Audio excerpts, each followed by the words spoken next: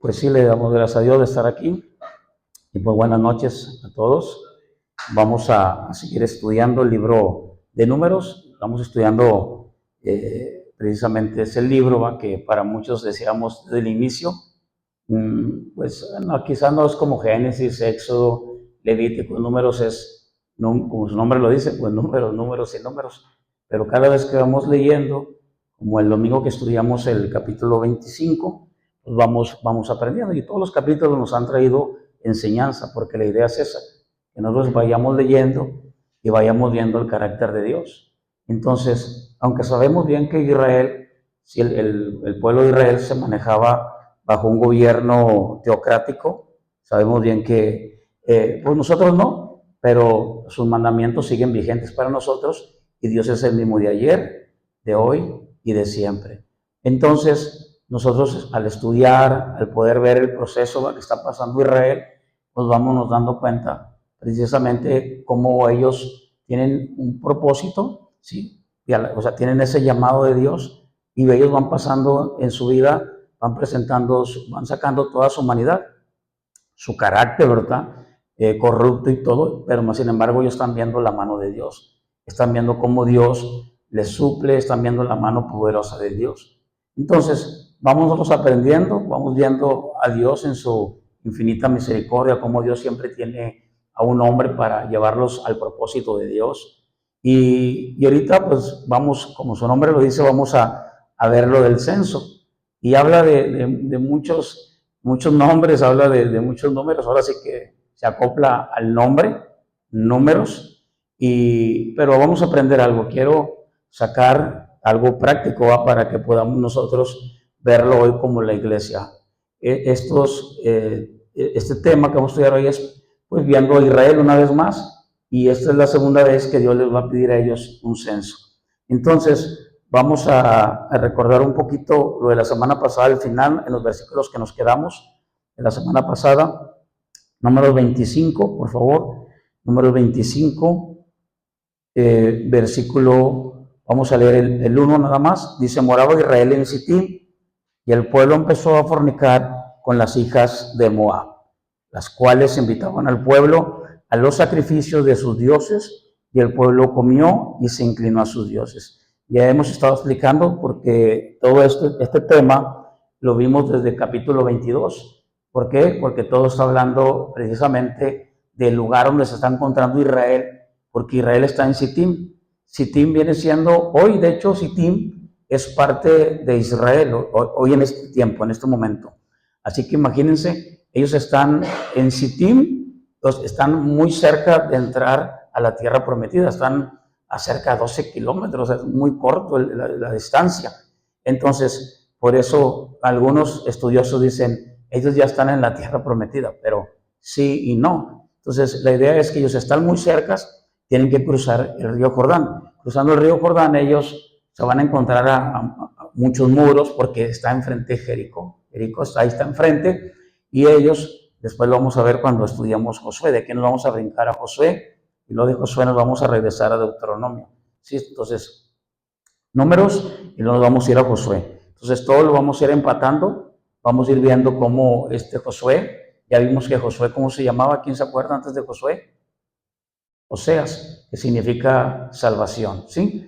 Y después Moisés le cambia el nombre, claro, por Dios, y le pone Josué, que habla de Dios salva. Entonces, todo eso apunta a ¿quién? Apunta a la necesidad de un Salvador, que es Jesucristo. Entonces, Josué es un tipo, es el tipo de Cristo, ¿verdad? Mas, sin embargo, Josué los va a llevar a pasar el río Jordán para llevarlos a la tierra prometida. Jesucristo no nos lleva a una tierra prometida, nos lleva al cielo, ¿verdad? Entonces, es un tipo, una figura, Josué, y como todo de una manera en el nombre vamos viendo cómo ya Dios, y eso es lo que hemos estado aprendiendo a través de toda la escritura, toda la escritura que hemos estado viendo desde Génesis, ahí está Cristo. O sea, es una teología cristocéntrica. Entonces, es lo que nosotros al ver todo esto, vamos viendo y aprendiendo y enamorándonos más precisamente del Redentor, del sustituto, va por nuestros pecados, que es nuestro Señor Jesucristo. Entonces, dice ahí en el versículo 1 que ellos están en Sittim, van a cruzar, están muy cerca y ellos toman una decisión muy tremenda. ¿Cuál fue la decisión que ellos tomaron? Pues otra vez, desobedecer precisamente a Dios y hacer precisamente lo que ellos quieren hacer. Mas, sin embargo, Dios decide, fíjense, y ahí es donde entra precisamente la voluntad de Dios. Sabemos que la voluntad de Dios es agradable y perfecta, pero tenemos una voluntad activa y tenemos una voluntad pasiva. Dentro de la voluntad activa es todo lo bueno que nos pasa a nosotros. Todo lo bueno que nos pasa a nosotros, esa es la voluntad activa de Dios. Pero en la voluntad pasiva hay una voluntad que también se llama permisiva. No que Dios permita, sino que Dios deja que nosotros hagamos lo que nosotros queremos hacer. Esa es la voluntad pasiva. Y prácticamente cuando se aplica la voluntad pasiva de Dios, por lo regular siempre nos va muy mal a nosotros. Es por eso que hoy nosotros buscamos a Dios para que dentro de toda esa voluntad activa Él pueda llevarnos. Y fíjense cómo en todo eso bueno nosotros podemos ir viendo la mano de Dios, pero Israel está pasando momentos muy difíciles. Momentos difíciles los pasó tremendos en Egipto, pero en el desierto, estos 40 años, vamos a ver por qué parece ser que en este capítulo dices, pues a mí qué me interesa, pues el censo y esto, pero vamos a ver por qué. Sabemos bien que todo lo que está en la Biblia no está escrito nada más por estar, todo tiene un porqué. Vamos a ver, 26, bueno, voy a leerles ahí mismo el 25, versículo 16. ¿Lo tenemos? Dice, y Jehová habló a Moisés diciendo, para este momento todavía está Moisés, Moisés no va a entrar a la tierra prometida. Más adelantito, ahí mismo en Números, vamos a ver que Dios le va a hablar a Moisés por el capítulo 28, 29, donde le habla precisamente que ore por Josué, porque es el sucesor, ¿verdad? De hecho, Moisés le pide a Dios que levante un sucesor al reconocer él que ha fallado mucho a Dios. Y él le pide a Dios, ¿sabes qué? Levanta un sucesor, levanta a alguien que pueda llevar a este pueblo a que lo vas a llevar a una tierra prometida. Ya estudiamos también las palabras en Josué, precisamente en este lugar donde Dios le dice a Josué, esfuérzate, sé valiente, le da instrucciones, le da promesas y el domingo concluimos, pero Josué hizo algo. Josué no se está quedando con lo que Dios le está diciendo, sino que Josué tiene que desparramar lo que está recibiendo de parte de Dios. Él tiene que avanzar y empieza él a dar dirección a los demás. Y así es como nosotros también nos debemos de encontrar. Podemos decir, oye, qué padre está la enseñanza, está bien la doctrina, pero nosotros tenemos que empezar a ponerla por obra, no nomás en nuestras vidas, sino empezar también a compartir, a hablar precisamente lo que Dios quiere que nosotros hagamos. Y es lo que Josué está haciendo. Y eso es precisamente un punto muy importante para que Josué pueda esforzarse. ¿Esforzarse en qué? En la palabra, en las promesas que Dios les está dando. No hablamos tanto de ser valientes. Sí, hay que ser valientes, pero ¿para qué? Para poder mantenernos en las promesas de Dios. Y esa es la fe. ¿Qué es la fe? La fe es mantenernos bajo las promesas de Dios. La fe no solamente es creer, porque el diablo cree. El diablo cree. Él cree y tiembla. Entonces, no es fe, tú crees. No, la fe es creer lo que Dios te dijo, y cuando te encuentres en un momento difícil, ¿sí? Y meditemos en la palabra nos va a empujar, que es la palabra Shahal. Entonces, es por eso que Dios le dice a Josué, tú tienes que esforzarte y ser valiente en lo que yo le he enseñado a mi siervo Moisés. Ya vimos Moisés, siervo de Jehová, Josué, siervo de Moisés. Entonces, ya vimos todo lo que implica ser un siervo. Hoy vamos a empezar este capítulo y vamos a ver el censo.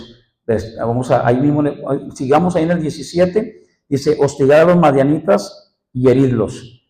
18, por cuanto ellos os afligieron a vosotros con sus ardides. La palabra ardides es una palabra hebrea que significa trucos, con que os han engañado en lo tocante a Baal peor, o es Baal de peor.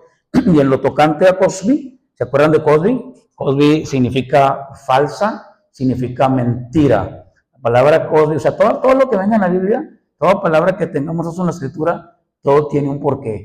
De hecho, ahorita que empezamos a leer, ustedes dicen, oye, pues, ¿eso qué? ¿Nosotros para qué? Bueno, porque eso Dios nos quiere enseñar algo. Ahorita vamos a ver. Entonces, Cosby no es cualquier persona. Fíjense, entonces, el hombre que cometió con ella la fornicación, su nombre es Simri, eso viene en el versículo 14. Y luego dice, Simri, hijo de Salú, jefe de una familia de la tribu de ¿quién? De Simeón. Ahí lo tenemos en el 14. ¿Sí lo tenemos? ¿Sí lo leen ahí? ¿Sí? Muy bien, fíjense. Esto es muy importante, que no se les olvide esto. Por eso lo estoy recalcando. Él es Simri, ¿sí? Hijo de Salú, jefe de una familia de la tribu de Simeón. O sea, no es cualquier persona, estamos hablando de un liderazgo, ¿sí? De un liderazgo, bueno, sabemos bien que en el mundo se pronuncia mucho esta palabra líder. Realmente el verdadero liderazgo en la iglesia habla de servidores. Jesucristo fue el servidor, vino a servir. Entonces, por eso de ahí viene la palabra diaconía y nos mencionamos como diáconos. Todos los que sirven en una iglesia, todos son diáconos. Al menos que estén predicando y ministrando la palabra, pues vienen siendo obispos, pastores. Sí, pero todos, desde los de la alabanza hasta el que está haciendo una limpieza, todos son diáconos, están fungiendo un servicio de diaconía, ¿sí? Entonces, Josué es un siervo de Moisés que Dios va a levantar y ahí dice en el versículo, vamos a ver el versículo 18 una vez más, por cuanto ellos afligieron a vosotros con sus ardides. Entonces, dice la palabra, y en lo tocante a Cosbi, hija del príncipe de Madián, su hermana, la cual fue muerta el día de la mortandad por causa de Baal-peor. No crean que ella fue muerta inmediatamente al cometer la fornicación. Según algunos estudiosos de la Escritura, acordémonos un poquito que ya habían muerto casi 24,000, si mal no recuerdo, 23, 24,000. Entonces ellos ya estaban cometiendo esta fornicación durante mucho tiempo y lo están llevando a cabo precisamente en un momento que ya están muy cerca de entrar a la tierra prometida. Entonces, Israel para nosotros es una representación también de lo que podamos nosotros aprender en cuanto a nuestra actitud, en cuanto a nuestro caminar. Israel tiene un llamado, ¿sí? Pero está pasando un proceso. Nosotros estamos pasando un proceso, pero tenemos un llamado de parte de Dios. Amén. Muy bien, vamos a leer el capítulo 26, versículo 1. ¿Lo tenemos ahí? Muy bien, entonces vamos a ver cómo nosotros vamos viendo las tribus.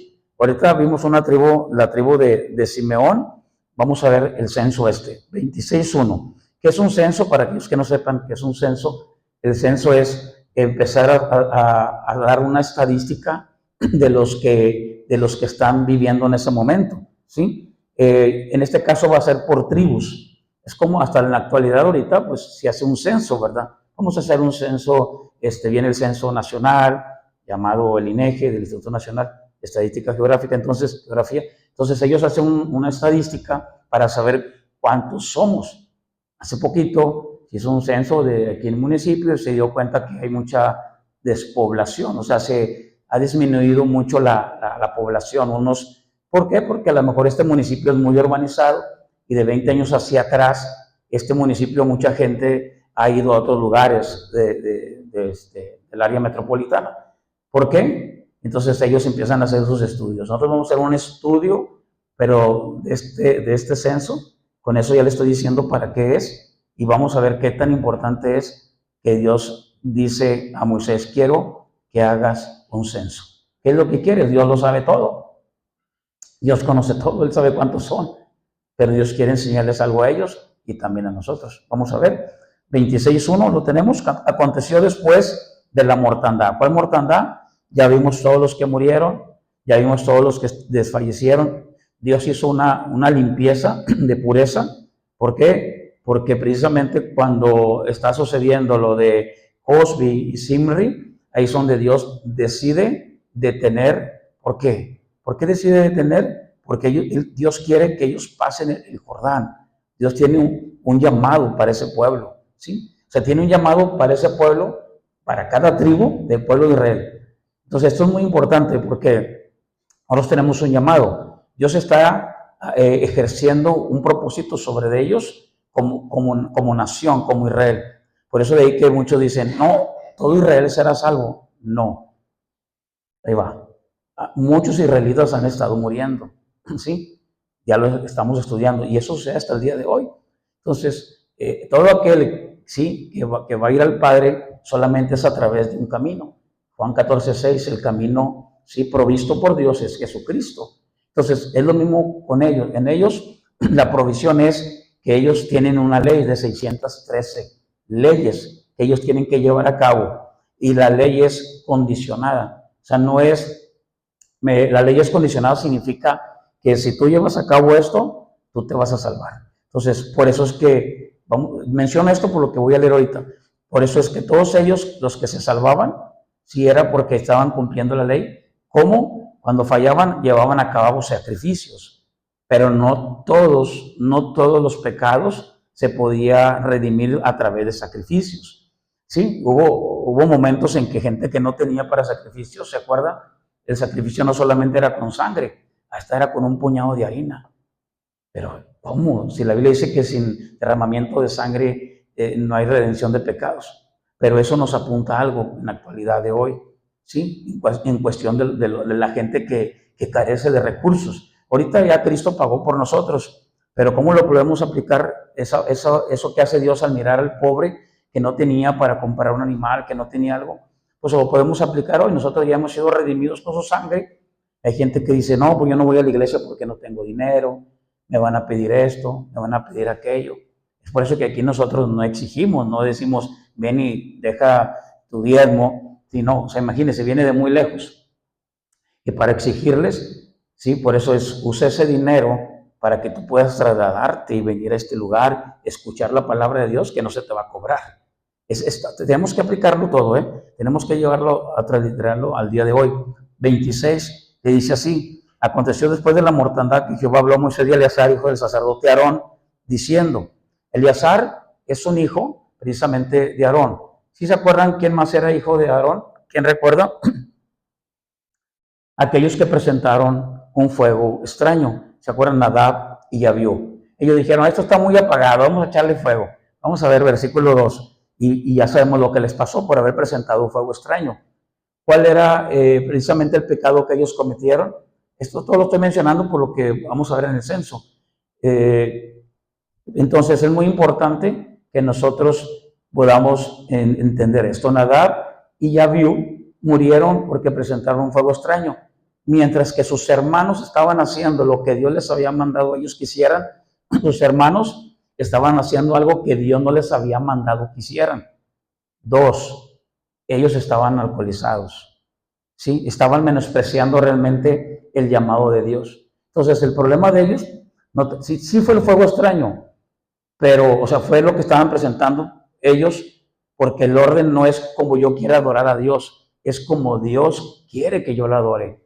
Hoy en las iglesias es lo mismo, o sea, no es llevar un orden en el culto como yo quiera adorarle, sino que vaya dentro y plasmado dentro de la escritura.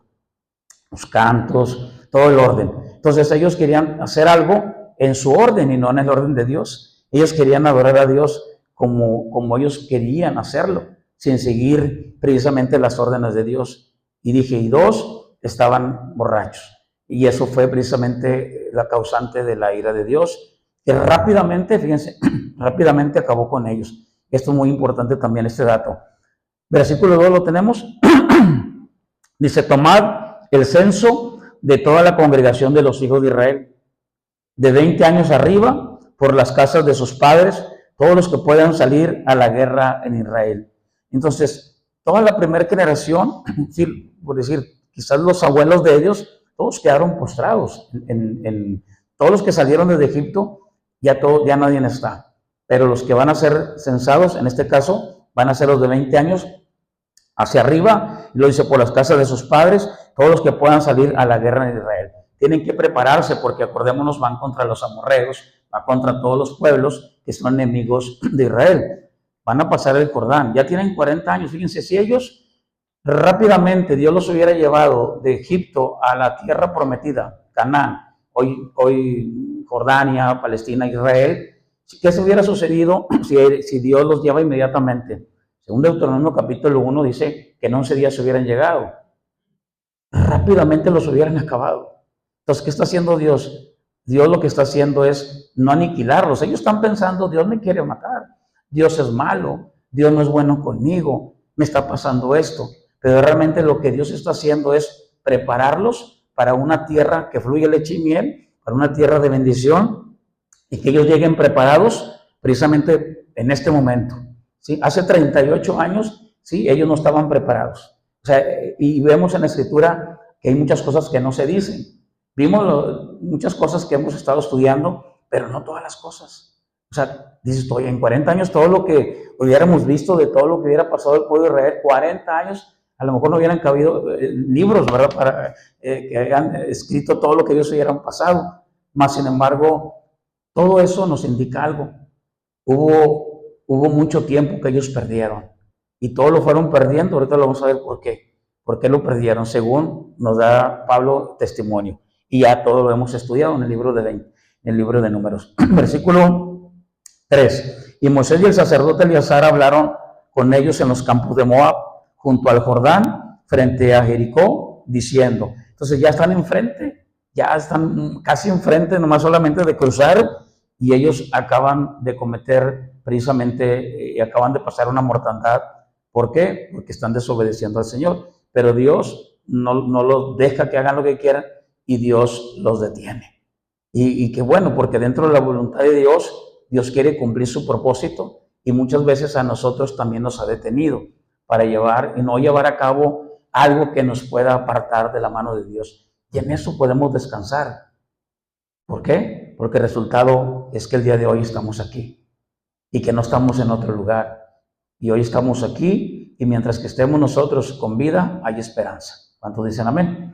Entonces dice la Escritura en el versículo 4, dice, contaréis el pueblo de 20 años arriba, como mandó Jehová a Moisés y a los hijos de Israel que habían salido de tierra de Egipto.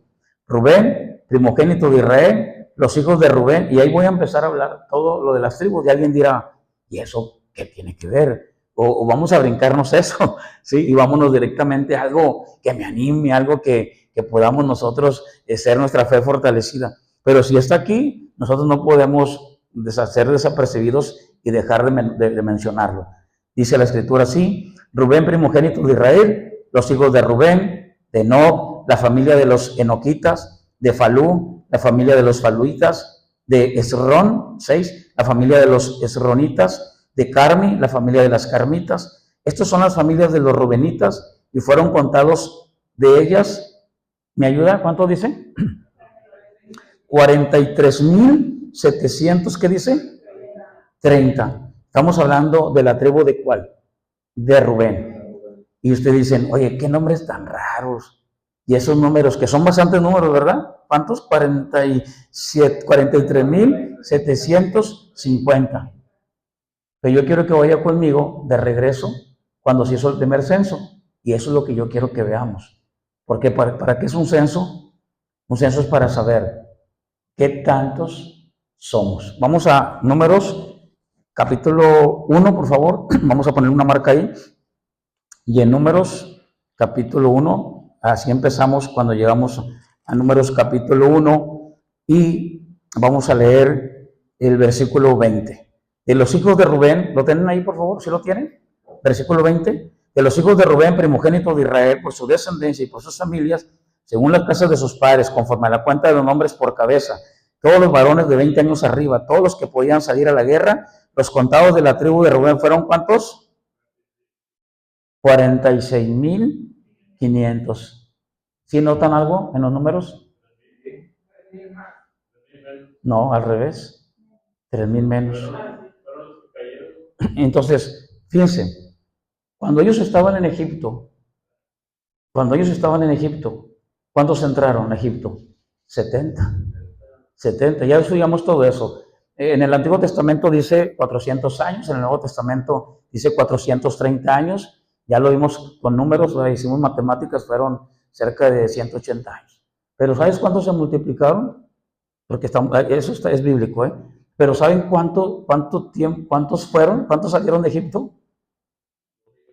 Casi más de 2 millones. Y eso es lo que Dios nos quiere enseñar a través del censo. De hecho, en una ocasión, Dios le dijo a David en Crónicas, Dios le dijo, no quiero que me hagas censo, ¿sí se acuerdan? No quiero que me haga censo. Y Satanás viene e incita a David para que él haga censo. Y cuando él hace censo, ¿sí? Por algo Dios le dijo que no hiciera censo, porque él se va a dar cuenta que es lo que tiene. Y David tenía todo. Y cuando él se da cuenta que es lo que tiene, él empieza a confiar más en lo que Dios le ha dado que en el Dios que le ha dado todo. Entonces muchas veces nosotros podemos caer en esa mentira, ¿sí? Al pensar, esto que yo tengo, todo esto que he logrado, esto que yo comparto, esto que el otro, y podemos caer en el mismo error que está cayendo el pueblo de Israel y que cayó David.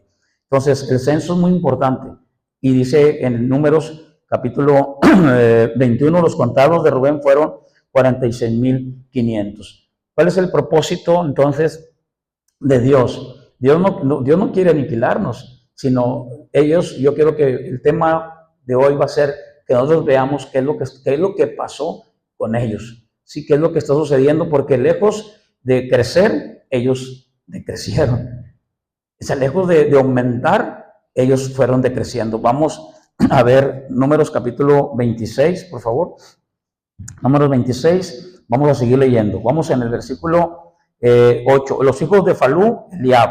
Los hijos de Eliab, Nemuel, Datán, Abiram. Estos son Datán y Abiram, ¿se acuerdan? Fueron los del consejo de la congregación que se rebelaron contra Moisés y Aarón con el grupo de Coré. Cuando se rebelaron, ¿se acuerdan? Contra Jehová, que ellos tuvieron precisamente un pecado, que fue cuando ellos empezaron a hablar que no solamente Dios hablaba a través de Moisés y Aarón. O sea, ya no empezaron a atacar a Moisés, sino también se agarraron a su hermano. Dijeron, no, ¿qué Dios acaso nada más puede hablar a través de Moisés y Aarón?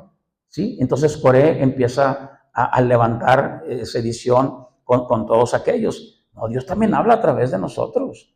¿Sí? A Coré se le ha olvidado algo. Dios ha llamado a Moisés.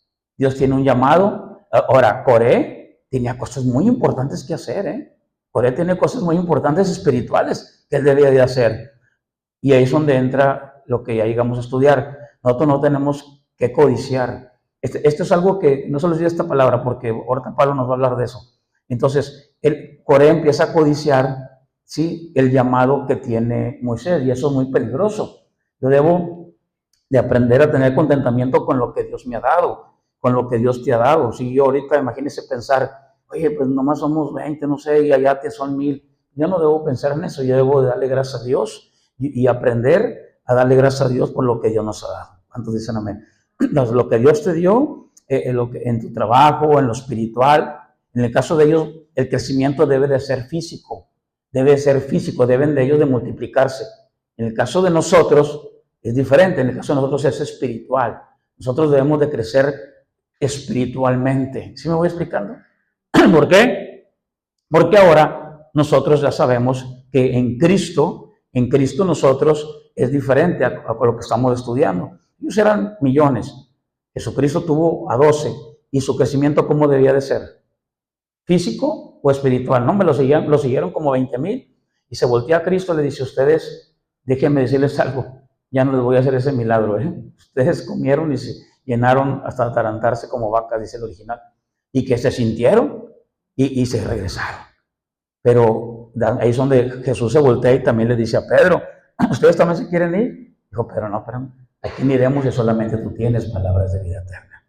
Entonces, hoy no tanto son los números, ¿sí?, sino es lo espiritual en nosotros. Y por eso que tenemos que ir aquí para que nosotros veamos lo que Dios quiere. 26, versículo 9. Dice así, que ellos fueron los del consejo de la congregación que se rebelaron contra Moisés, y Aarón con el grupo de Coré cuando se rebelaron contra Jehová. Y luego especifica, y la tierra abrió su boca y los tragó a ellos y a Coré. Cuando aquel grupo murió, cuando consumió el fuego 250 varones para servir de escarmiento. A unos se abrió la tierra, ¿se acuerdan? Y los líderes cayeron. Y otros murieron quemados. ¿Todo por qué? Porque estaban siguiendo precisamente ese consejo de Coré, porque estaban codiciando algo que ellos no debían de tener. Y todos ellos no era cualquier persona, eran 250 que eran líderes. O sea, que Dios les había dado un trabajo muy importante en el tabernáculo. O sea, no era de que, oye, no, eran gente que tenía que limpiar las cosas sagradas de Dios. Pero ellos no se contentaron con eso. Cuando ya Dios les había dicho, cada uno tiene que tener su trabajo. Y hoy es lo mismo con nosotros. Dios nos ha dado dones. Y cada don, todo el don para qué es? Para edificación del cuerpo de la iglesia. No es mío y este don es más notable, yo hago más. No, dice la palabra y Pablo lo dice, aún el miembro más pequeño, sí, es de gran utilidad dentro del cuerpo de Cristo. Y la figura es sí, que yo quiero ser oído, pero tú eres ojo. Quieres ser nariz, tú eres boca. Entonces todos tenemos una función que cumplir y eso va de acuerdo a la voluntad, va dentro, dice la palabra, según la voluntad de Dios. ¿Cuándo nos quedamos? En el 11. Más los hijos de Coré, ¿qué dice? Y este es un dato importante. ¿Qué dice? Fíjense, los hijos de Coré no mueren. El que murió fue Coré. Entonces, ¿cómo vemos cómo la misericordia de Dios, pero a la misma vez Dios deja plasmado esto aquí? O sea, ¿para qué? Una vez más, o sea, lo deja exhibido para que ellos se den cuenta y nosotros nos demos cuenta también, ¿sí? ¿Cómo? Que todo trae una consecuencia. Y ya lo vimos también el domingo, algo así, y ya lo hemos estudiado aquí también. A veces, como iglesia, no queremos nosotros mencionar algo, no queremos decir algo, y de ahí por eso es que las iglesias van creciendo de una manera muy errónea. ¿Por qué? Porque tenemos temor mencionar algo o alguien. Cuando Pablo lo hizo, cuando Dios lo está haciendo, Dios no está diciendo, no lo mencionemos, vamos a decirlo, y todo es porque es para edificación y el cuidado de la iglesia. Amén. Muy bien, dice el versículo 11, que los hijos de Coré no murieron. Y ahí ya lo hemos estado estudiando desde Jeremías. Jeremías dice que los hijos no llevarán el pecado de los padres. Sí, o sea, desde Éxodo capítulo 20 se ha malinterpretado cuando hablan de maldiciones generacionales. ¿Sí? No, que el papá hizo esto, pues el hijo lo va a pagar. Y no, dice, yo visitaré la maldad hasta la tercera y cuarta generación de los que me aborrecen. La palabra visitar es visita a alguien, a una familia que está totalmente destruida, que no tiene guía divina, no tiene salvación. La visita es para hacer misericordia. La visita no es para destruir.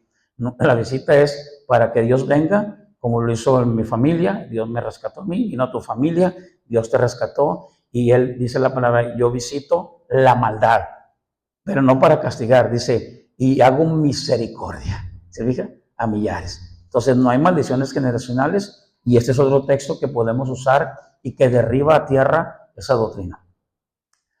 Dice el versículo 12, los hijos de Simeón por sus familias de Nemuel. Ahora vamos a entrar con los hijos de Simeón. ¿Se acuerdan de Simeón? ¿Quién era discípulo de Simeón?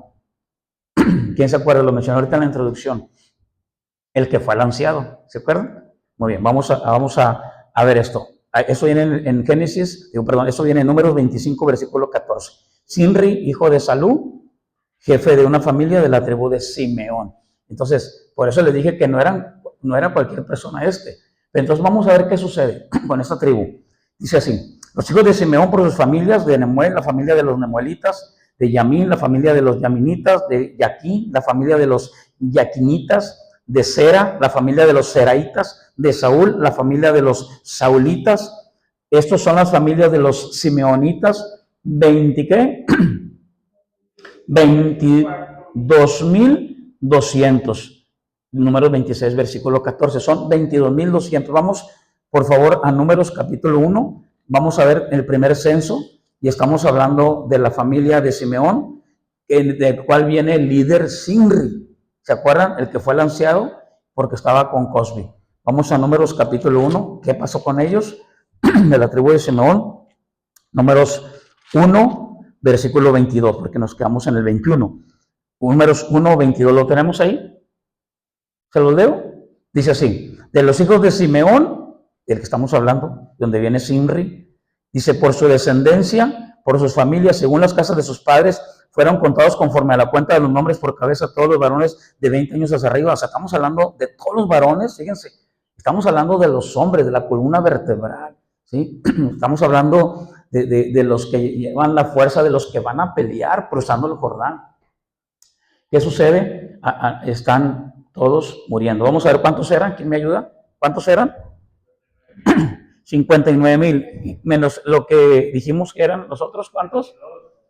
Híjoles, tremendo. Fíjate. O sea, ¿por qué? Porque se supone que ellos deben de crecer, ¿sí? Pero ¿qué sucede? Están muriendo. Están muriendo.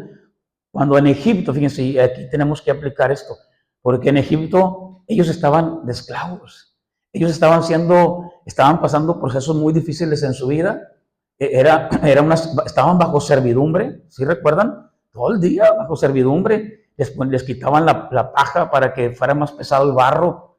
En las noches, ya cuando se quitaba el sol, ellos tenían que trabajar la tierra, o sea, ¿y qué sucedía con ellos?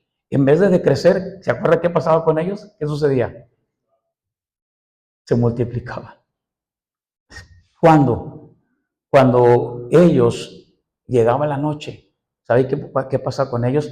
Vamos a suponer que esto es Egipto, toda esta pared, y esa bolita blanca, ese logotipo, era Gosén.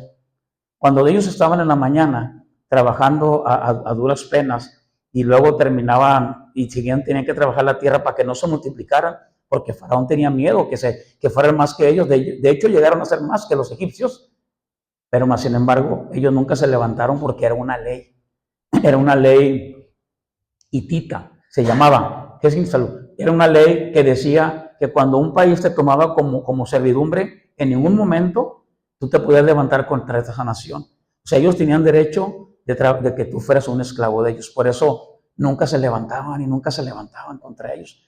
Cuando ellos llegaba la noche, ellos iban a Gosén y ellos, hermano, buscaban a Dios. De hecho, José cuando antes de morir le pidió a Faraón, cuando ya vienen sus hermanos, ¿verdad? Le dice, ellos van a habitar en este país, pero como José sabía que Faraón y todos los egipcios se vomitaban cuando miraban a un pastor, y sus hermanos, ¿qué eran? De José, pastores. Dijo, fíjense lo que dijo. Viene con Faraón, le dice, oye, ¿te puedo pedir un favor? Pues era el segundo al mando. Quiero que todos mis hermanos les des un lugar específico, porque ahí en Gosén, él los quería como tener aislados. Pero eso no fue lo que pensó él, y eso fue un problema para ellos. Y eso nosotros aprendemos, ¿verdad? No es lo que yo quiera hacer por cuidar, es lo que Dios quiera, y tenemos que ser dirigidos por Dios. Pues cuando Él los lleva ahí, todos los que venían contra Egipto a pelear pasaban por ahí y los mataba. Entonces José quiso hacer un bien y hizo un mal. Pero bueno, ¿qué hacían ellos? Todo eso hizo que ellos vinieran y llegaran ahí y buscaran más a Dios en la noche. ¿Qué pasó en el desierto? Se olvidaron de Dios. Fíjense, aún viendo la mano poderosa de Dios, cada día estaban viendo el maná. 40 años nunca les faltó el maná, nunca les faltó el agua, ¿sí? Nunca les faltó nada. Sus vestiduras, tenían la nube, la columna de nube, no eran dos nubes, era una sola nube. Pero ¿qué pasaba en el día? Estaba sobre ellos. Y en la noche, columna de fuego. Una sola nube, que era la presencia de Dios, y siempre guardados. Y la columna y la nube se movía, ellos tenían que moverse. Sí, a veces duraba años que no se movía, a veces duraba 24 horas, ya lo vimos. Y ellos apenas ponían el tabernáculo, lo acababan de poner, y al otro día Dios les decía, muévanse, se tenían que mover. Es tremendo, ¿verdad? Entonces, ellos no tenían que moverse si Dios no les decía, y así somos nosotros. No podemos movernos si Dios no nos dice que nos movamos. Un día el profeta Elías se movió en sus fuerzas y le fue mal. Pero en otro día le dijo Dios, vete y escóndete al arroyo de Querit. Ahí es diferente. A veces nos queremos esconder en nuestras fuerzas y nos va mal. Pero cuando Dios te dice que te escondas, que vayas y te refugies en Él, que hagas lo que tengas que hacer, Dios te va a respaldar. Dice la palabra, entonces hubo una decadencia, y para eso es lo que estamos viendo. Vamos a Números capítulo 26, y así puedo avanzar, quiero avanzar un poquito más y ver algo más. Versículo 15, los hijos de Gad, por sus familias de Sefón, estamos en 26:15, las familias de los sefonitas, de Aví, la familia de los avitas, de Suní, la familia de los sunitas, de Osni, la familia de los sunitas, de Eri, la familia de los eritas, de Aró, la familia de aroditas, de Areli, la familia de los arelitas. 18. ¿De quién son estas familias? De Gad. ¿Y fueron contados ellos cuántos? 40,500. ¿Cuántos creen que eran ellos? ¿Qué creen que pasó con ellos? ¿Crecieron o decrecieron? Decrecieron. Vamos a ver qué dice la Biblia. ¿Sí? Vamos a Números capítulo 1. Números capítulo 1. Y aquí tenemos que ver algo, otra enseñanza. Números capítulo 21. Y dice el 24. De los hijos de Gad por su descendencia, por sus familias, según la casa de sus padres, conforme a la cuenta los nombres de 20 años, arriba todos los que podían salir de la guerra, los contados de la tribu de Gad fueron 45,650. ¿Qué pasó? ¿Crecieron o descendieron? No. ¿Sí o no? Los de Gad bajan también al final, ¿verdad?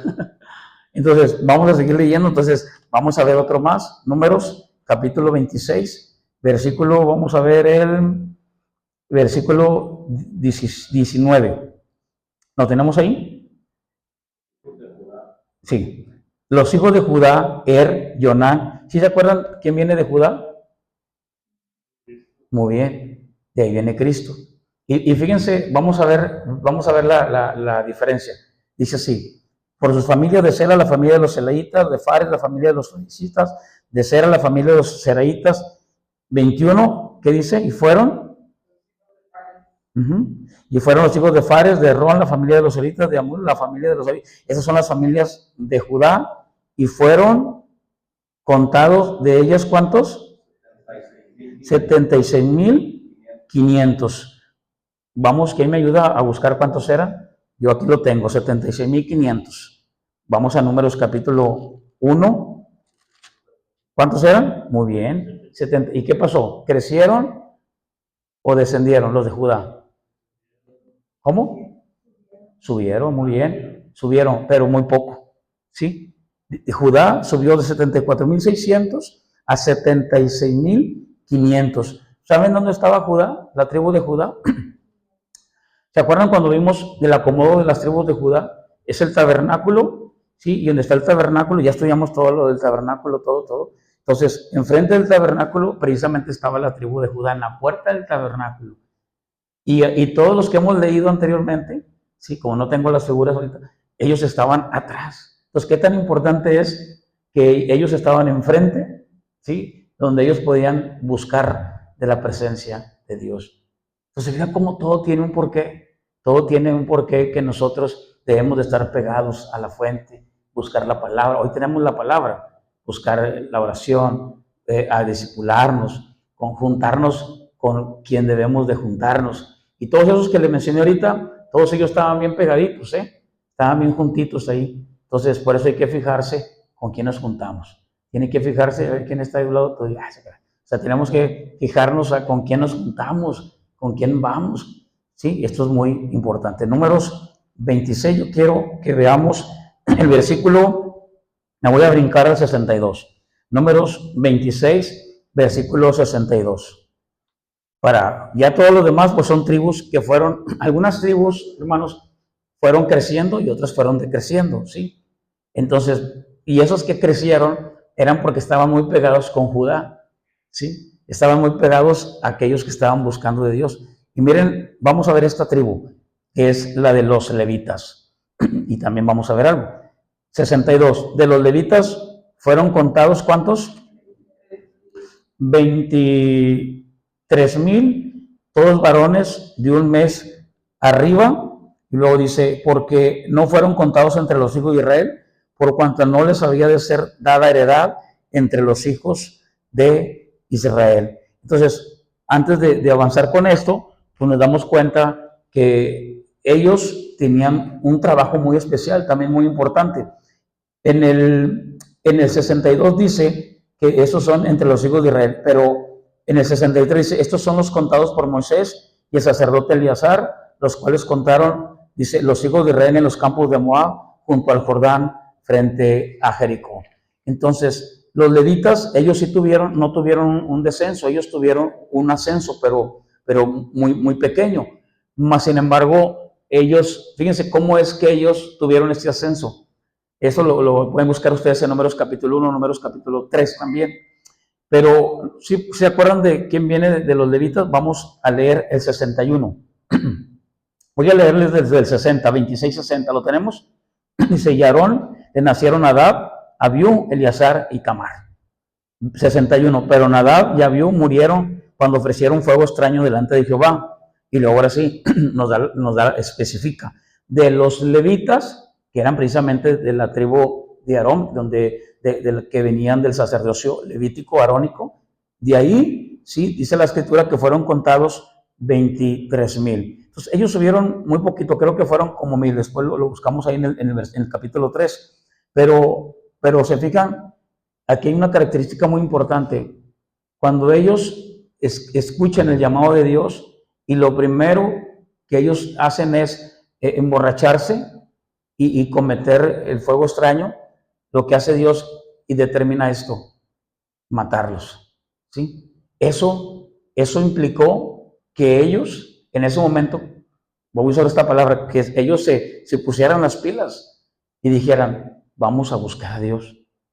Entonces, como en esta tribu, que tenían un trabajo muy importante para Dios, ellos crecen un poco, pero la causa fue que Dios rápidamente les abrochó el cinturón. ¿Y qué hizo? Le va con Aarón y le dice, Aarón, ni siquiera quiero que les llores a tus hijos. Y Aarón no podía llorar por sus hijos. Imagínense, o sea, sus hijos, no uno, dos, y Dios le dice, no quiero que llores. ¿Por qué? Porque si él como sacerdote lloraba por sus hijos, era lógico que todo el pueblo pensara que Aarón se iba a enojar contra Dios. Y otra, que Aarón estaba en desacuerdo de la decisión que Dios había tomado. Y inmediatamente que Aarón no llora y dice, no vas a llorar y ni siquiera te vas a presentar, inmediatamente Dios levanta a Aarón y le dice a todo el pueblo, él es mi sacerdote y ha sido puesto por mí. O sea, Dios lo levanta cuando Aarón hace precisamente lo que Dios le está diciendo. ¿Por qué? Porque es un sacerdote y es el mediador, es el hombre que habla a Dios lo que el pueblo quiere hablar. El profeta hablaba al pueblo lo que Dios quería hablar al revés. Entonces él es el sacerdote. ¿Pero qué dice Pedro de nosotros? Ahorita lo vamos a ver. Muy bien, Números, ahí 26, versículo 60 y... Vamos a leer el 63. Estos son los contados por Moisés y el sacerdote Eleazar, los cuales contaron los hijos de Israel en los campos de Moab, junto al Jordán, frente a Jericó. Y entre estos, ninguno hubo de los contados por Moisés y el sacerdote Aarón, quienes contaron a los hijos de Israel en el desierto de Sinaí, porque Jehová había dicho de ellos, fíjense, mire lo que dice de ellos, morirán en el desierto y no quedó, ¿qué dice? Varón de ellos, sino Caleb, hijo de quién? De Jefone, y Josué, hijo de Nun. O sea, solamente Josué y solamente Caleb. ¿Se acuerdan? Alguien que me lea, por favor, Josué 2, por favor, 2:15, si mal no recuerdo. Josué 2:15, Josué 24:15. Vamos a ver lo que dice Josué 24:15. Josué tuvo una determinación, porque todos murieron, ¿eh? Todos los que salieron de Egipto, que tenían un propósito de llegar a la tierra prometida, todos quedaron aniquilados. ¿Qué dice Josué 24:15? ¿Quién me lo lee, por favor?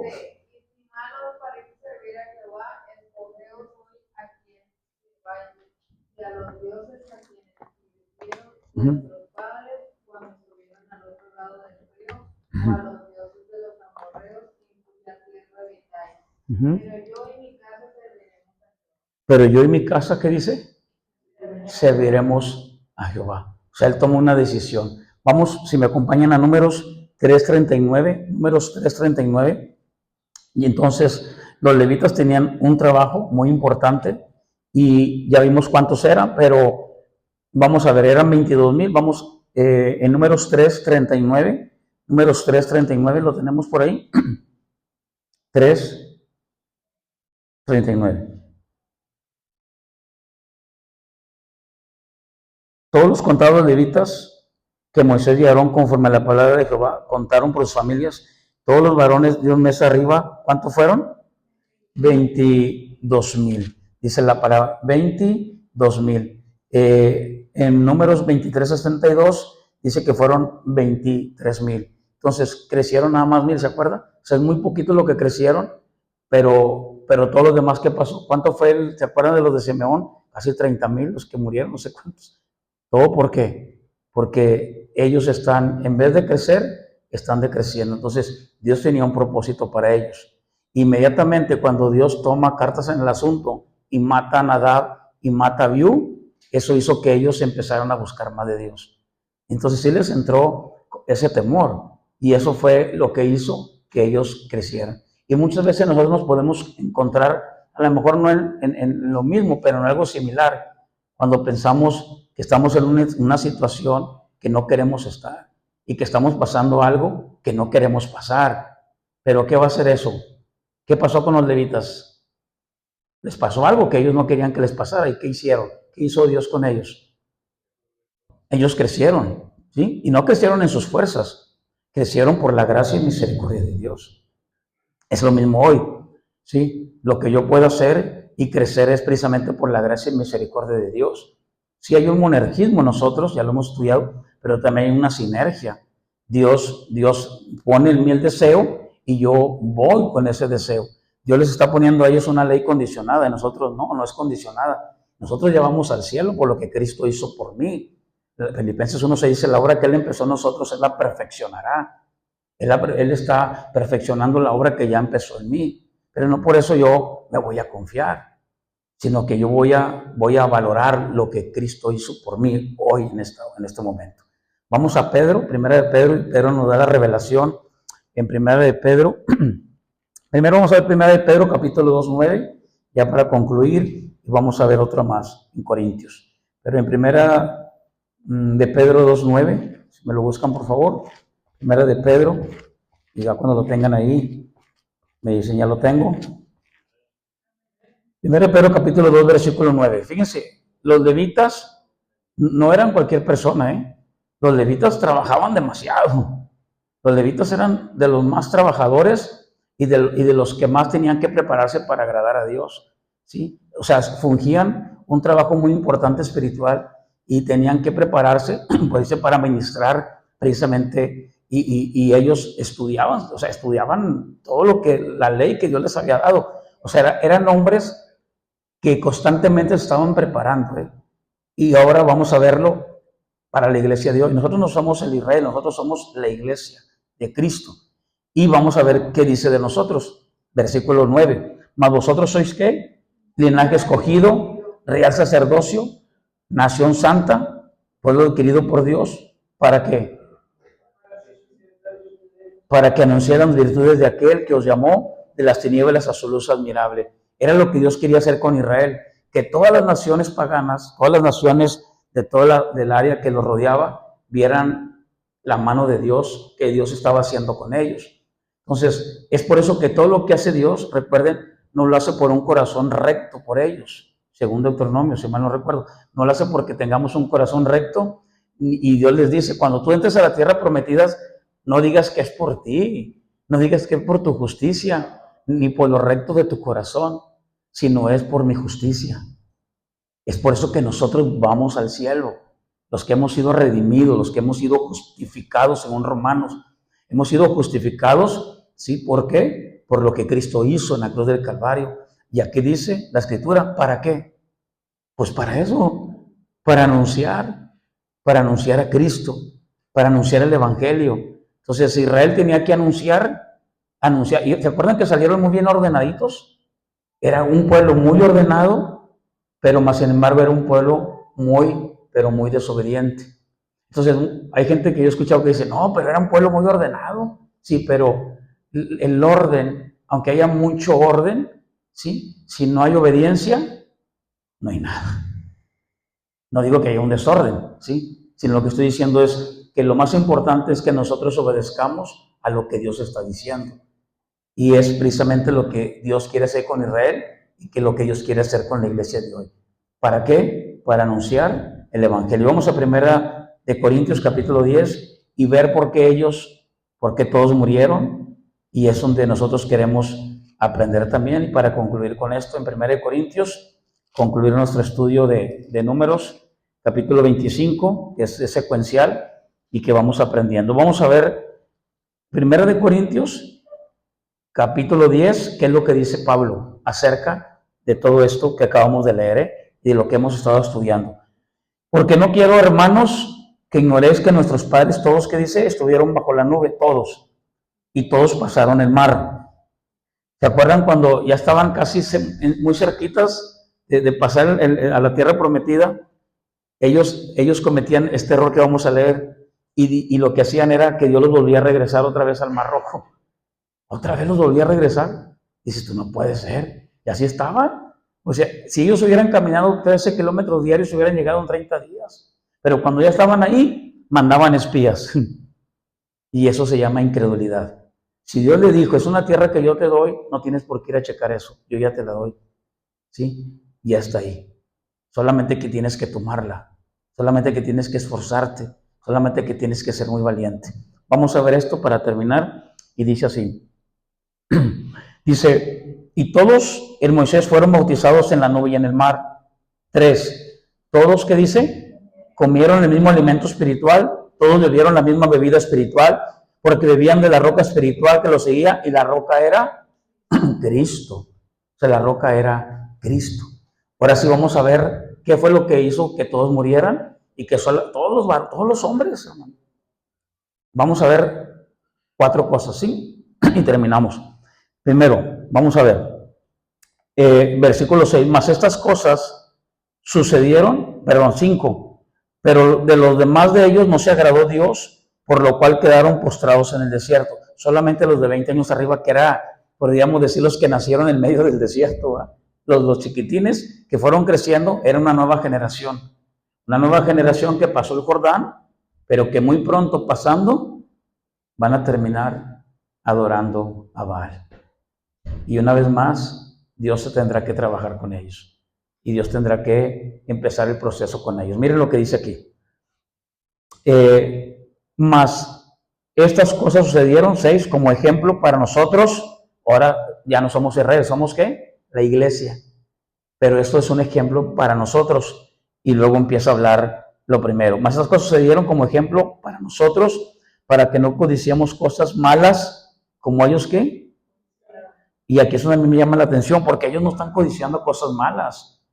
Ellos lo que ellos quieren es el maná, ya no quieren el maná, ni quieren el agua, a lo mejor quieren agua de Jamaica, de horchata, no sé, pero ellos querían algo más.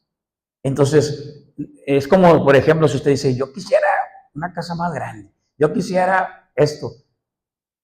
O sea, no es malo que tú desees algo, pero podemos caer en la codicia, ¿verdad? Entonces, eso es un problema delante de Dios, ¿sí? Es por eso que nosotros le damos gracias a Dios por lo que hoy tenemos. Si es la voluntad de Dios, Dios les va a dar eso que ustedes anhelan, y todo siempre, como yo se los he enseñado a muchas personas, ¿verdad? Que pues tienen dinero y que tienen muchas cosas físicas. Yo les digo, todo lo que tú tienes no es por ti, ¿eh? Todo lo que tú tienes viene de Dios. Toda dádiva y don perfecto viene de lo alto, viene de Dios. Y a ellos se les ha olvidado eso. Y ellos están codiciando que lo que Dios les está dando, eso es lo que Dios quiere darlos. ¿Por qué estás codiciando y queriendo algo más?